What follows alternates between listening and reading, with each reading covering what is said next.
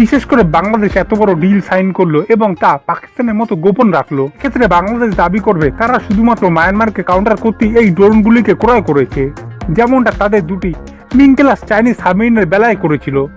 তবে এই ড্রোন কিন্তু অতি সহজেই ভারতীয় এলাকায় প্রবেশ করতে সক্ষম। বাংলাদেশ যতই বলুক মায়ানমারকে কাউন্টার করতে, তবে তারা টিভি2 নিয়ে তুর্কির সাথে কি চুক্তি করেছে তা কখনোই প্রকাশ। अस्सलाम वालेकुम व्यूअर्स, मैं हूं एहसान खान और आप देख रहे हैं यूट्यूब चैनल एहसान रिएक्शन विद एहसान। मैं उम्मीद करता हूं आप जहां भी होंगे एंजॉय करते होंगे, मज़े में होंगे और फिट फाट होंगे। आपको बताएं कि वेस्ट बंगाल का जो मीडिया है वो कह रहा है तुर्की और साथ में बांग्लादेश, फिर TB2 ड्रोन, इसके ऊपर वो घूम रहा है। यानी इंडियन मीडिया तुर्की को लेकर के काफ़ी घबराया हुआ है और उसके ऊपर बात कर। असल में वो ये कहने की कोशिश कर रहा है कि देखें, जो तुर्की है वो एक मुस्लिम कंट्री है और जो भारत है एक हिंदू कंट्री है, क्योंकि उसमें हिंदुस्तान है, हिंदू लोग ज़्यादा बसते हैं और जो मुसलमान है वो मिनॉरिटी के तौर पर देखे जाते हैं। मेजॉरिटी तो हिंदुओं की है ना। इसी तरह वो कहते हैं जो तुर्की है ये मुस्लिम कंट्री और मुसलमानों को सपोर्ट करता है। इससे पहले उसने पाकिस्तान को बहुत ही ज़्यादा सपोर्ट किया, मदद करते हुए नज़र आए, काफ़ी वेपन्स दिए, डिफेंस के इक्विपमेंट्स दिए, और अब जनाब वो बांग्लादेश को बहुत ही ज़्यादा सपोर्ट कर रहा है और ये भारत के लिए बड़ा ख़तरा साबित हो सकता है। ये जनाब वेस्ट बंगाल मीडिया कह रहा है। इसकी रिपोर्ट भी है, वो भी हम देखेंगे। लेकिन मैं आपको सिर्फ ये बताना चाहता हूँ, जो हमारे हिंदुस्तानी दोस्त हैं, कि देखें जो तुर्की है उसने तो हेल्प क्या उसकी की, ये वेपन्स जो मर्जी इंपोर्ट कर सकता है, जिस मर्जी देश से कर सकता है, ये क्या बात। अब देखें रशिया और यूक्रेन की जो वार है, यूक्रेन के पास बैरक्टार TB2 ड्रोन आ गए, तुर्किश मेड, तो वो उन्होंने उनसे इंपोर्ट किए तुर्की से। तो क्या वो तो मुसलमान मुल्क नहीं है यूक्रेन। अब सवाल ये बनता है, क्या उसको जो सपोर्ट की है वो सपोर्ट करना नहीं होता। इसमें फ़ायदा किसका है? तुर्की का खुद है। और तुर्की से ही बांग्लादेश ने TB2 ड्रोन लिए, लेकिन जाहिर नहीं किया, सीक्रेटली लिए, और उन्होंने अपनी सिक्योरिटी के लिए लिए, यानी बांग्लादेश ने। अब जनाब जो भारतीय मीडिया है ना, वेस्ट बंगाल मीडिया, वो ये कहता हुआ नज़र आ रहा है कि देखें इनके पास TB2 ड्रोन भी हैं, लेकिन बताते नहीं हैं। बांग्लादेश की आर्मी किसी को नहीं बताती। जब हम इनसे पूछते हैं तो आगे से ये कह देते हैं कि भाई हम अपनी सिक्योरिटी के लिए लेकर आए हैं और म्यांमार के लिए लेकर आए हैं। यानी इंडिया जब पूछता है ना बांग्लादेश से, इनके ऑफिशियल्स, तो आगे से ये जवाब देते हैं भाई म्यांमार के लिए हम लेकर आए हैं। तो वो कह रहे हैं कि म्यांमार तो इतना जंग का उसके अंदर दमखमी कोई नहीं, सिविल वार वहाँ हो रही है, सेपरेटिस्ट ग्रुप के खिलाफ वो खुद से लड़ रहे हैं, मर रहे हैं, पैसा उनके पास नहीं है, ब्लैक ग्रे सब लिस्टों में वो आ गया है, उनको दुनिया नहीं मुँह लगा रही, वहाँ पर कोई किस्म की इंपोर्ट एक्सपोर्ट्स नहीं। तो वो म्यांमार क्या लड़ेगा बांग्लादेश के साथ। वो ये भी कह रहा है, इंडिया कह रही है हमारे लिए है, क्योंकि इससे पहले जो तुर्की है उसने सपोर्ट किया एक साजिश के तहत पाकिस्तान को बहुत ज़्यादा मजबूत किया, और अब जनाब वो बांग्लादेश को सपोर्ट कर रहा है इस वजह से कि वो मुस्लिम देश है। ये भारत के खिलाफ बहुत बड़ी साजिश है। यानी इंडियन मीडिया इसको इस तरह से घुमाकर स्टोरी पेश कर रहा है। लेकिन मैं वही तो कह रहा हूँ भाई, रशिया के खिलाफ फिर क्या उसने साजिश कर दी थी जब यूक्रेन को TB2 ड्रोन दिया था। ये बात नहीं होती। अब बांग्लादेश भी तो फ्रांस से बहुत कुछ लेता है, और फ्रांस से ही राफेल लिया इन्होंने, भारतीयों ने। तो क्या फिर ये साजिश हो रही है? ऐसा नहीं होता भाई।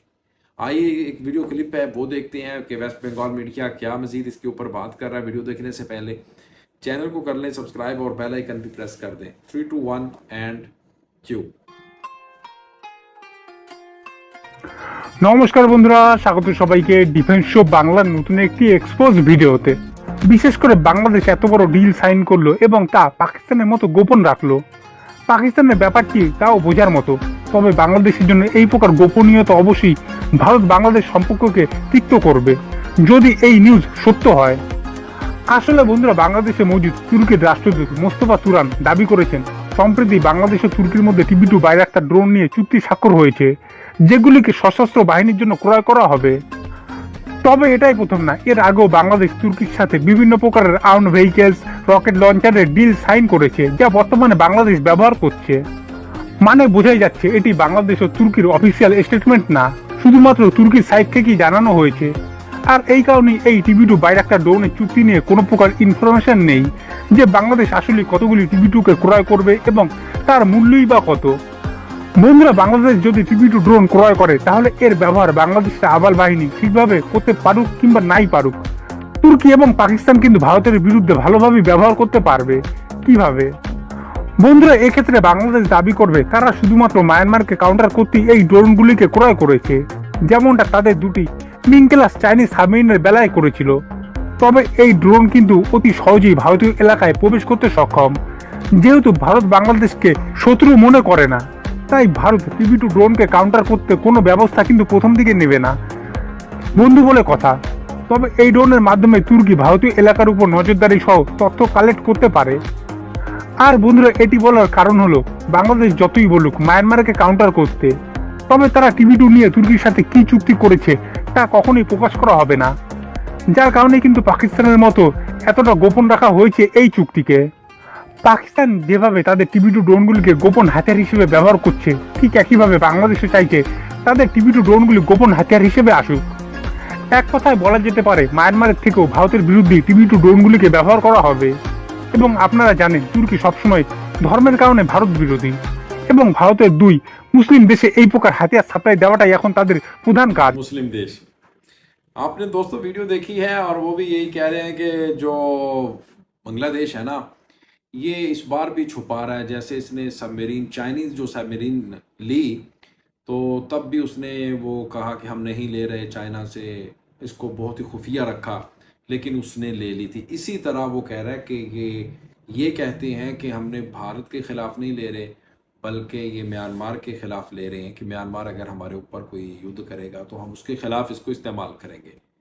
लेकिन वो तो कह रहा है कि जी बांग्लादेश ना सिर्फ बैरक्टार टीबी2 ड्रोन ले रहा है तुर्की से, बल्कि वो ये भी कह रहे हैं कि तुर्की से जो डिफेंस इक्विपमेंट्स हैं वो भी लिए जा रहे हैं, फिर मिसाइल लिए जा रहे हैं, वेपन्स लिए जा रहे हैं तुर्की से।